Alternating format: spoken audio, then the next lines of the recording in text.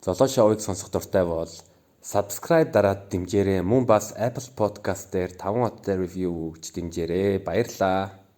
Яг чиний Instagram дээр ингээд зургуудыг чи ингээд харангуут нь нэг кино бас нөлөөлсөн байж магадгүй гэж бодоод байгаа. Тэр киноны нэрийг одоо хэлээд өгөө. Тэр кино юу байсан бэ гэвэл юу Eternal Sunshine of the Spotless Mind нөгөө Jim Carrey, Kate Winsletтэй тоглосон хоёлаа өмнө ингээ бивэнтэй хайртай болонгуудаа юугаа ячдаг юугаа ой санамжаа устгалцдаг. Тэрийг эм ахта үзээд тэгээд айгу таалагдсан. Тэрэн дээр гардаг гол нэг тийм Manic Pixie Girls гэдэг нэг term байдаг хгүй юу?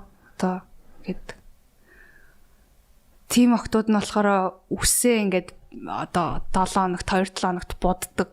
Тэгснээ ингээд тогтвортой амьдралгүй нэг тийм хүмүүсүүд амар тийм хүмүүсүүдийн кинонууд байдаг хгүй 500 Days of Summer гэдэг тийм нэг тиймэрхүү кино дуртай. Тэр кино бас амар гоё кино та. Би яг юуны дээр гол эмэгтэй дүрийнх нь Kate Winslet-ийн дүрийг ингээд харангуут нь яг нөгөө тийм orange үсээ өнгөөр тий цэнхрээр будсан orange тий нөө ер нь янз бүрээр утсан мэт. Тэгээс харангуут нь бас чи бас өөрийнхөө ерөнхийдөө имижээ бас тэрнээс бас одоо inspiration авсан болоо гэж би бодож яг ингэ тэний ингэ Instagram-ын зургуудыг чи ингэ харангуут. Тэрнээс өмнө үсээ боддог байсан юм аа. Янз бүрээр бодоол гэдэг.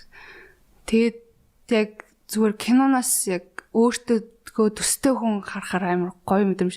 Яг өөртөө чи адилхан хүн яг өөр хүн өөртөө чи адилхан юм мэдрэх маягийн тийм амар гоё санагтаа тийм маягаар кинонуудад амар дуртай болдог.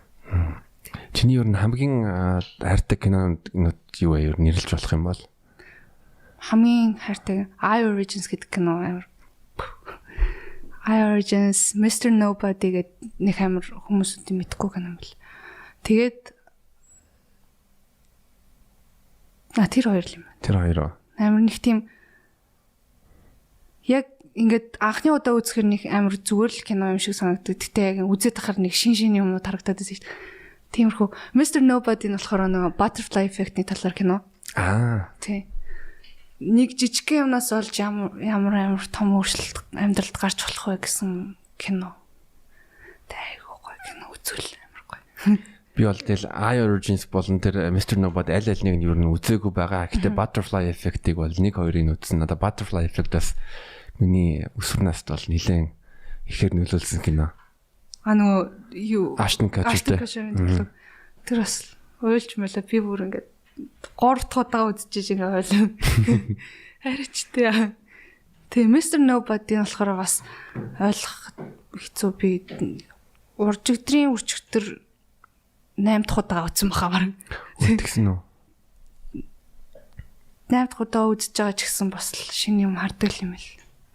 Харин яг тэгдэг штэ одоо яг зарим нэг бүр нэг тийм бүр сонгодог супер кинонд яг бол тэрийг ингээл хэсэг хаяа дахиад үзсэнгүүд нь бол шинэ ингээл санаа дөрөв шинэ юм харагдаг юм харагдаж ихэхлээ. Юу Ashton Kutcher-ийн тоглосон Butterfly Effect нь болохоор нөө янз бүрийн амар том ивентүүд хүний амьдралд нөлөөлдөг маягийн юм шиг. Mr. Nobody хажууд нь одоо жишээ нь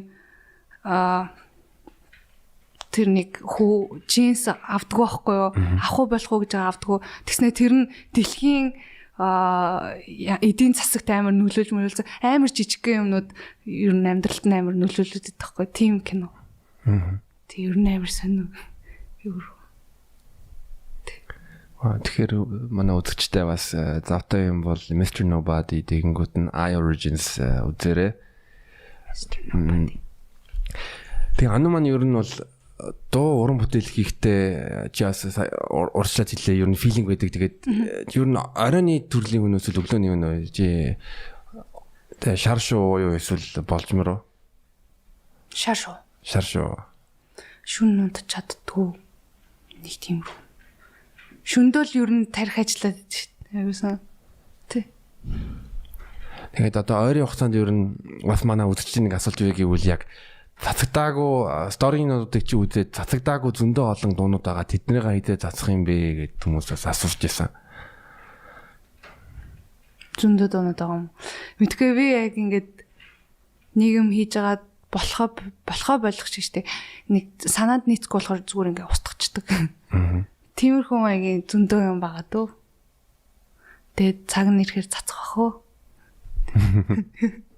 Чи тэгтээ яг дуунуудаа ер нь сая хэллээ л дээ. Гэтэ яг ер нь нэг тийм давтамж байгаа. Жишээлбэл би ингээ подкастаа бол 71 дугаар гаргадаг тийм одоо хөвшилтэй. Тэгэнгүүт нь яг дууны хувьд чи бол яадаг вэ? Дууны хувьд. Өөртөө нэг тийм зорилго тавьдаг уу? Үгүй юу. Яг зав гараад ч юм уу эсвэл хийцгүү сууж явахдаа ч юм уу эсвэл гинт амар сэтгэлд хэцүү болоод хэлэх юм хэлэх хэрэгтэй болдог нэг үед шүү дээ. Чимээгүй байж байгаа гинт би ер нь ингээд долчээ. Ингээд хэлчээ. Тэрэн зориулаад ийм дуу хийчээгээд тиймэрхүү үедээ л итгэдэг. За тэгээд яг чи би одоо жишээлбэл зарим асуултуудыг нэг асуугаагүй байж магадгүй яг өөрөө бас одоо жишээлбэл үзэгчтэй финүүдтэй ер нь юу хэлмээр байна? Миний дуу сонсдог хүмүүсүүдэд бүгдээрэнд нь баярлаа. Айгу сэтгэлийн тэмтэй байдаг штеп. Амар нэг ганцаараа ч юм шиг мэдрэмж төрдөг байдаг штеп. Нэг амар бүгд хүмүүс нэг амар уурлал тэгэл тэнгуут би ямар тэнийг юм бэ гэсэн суужингууд гинт ингээд хаяа тийм метр орж ирдэг байхгүй. Чи шүү чиний дуу сонссон айгу гоё маяг гэтэнгуут вау. Бас хүн тэ намайг сонсох дуртай хүн байд юм байна. Тэргэл айгу их баярлалдаг шүү.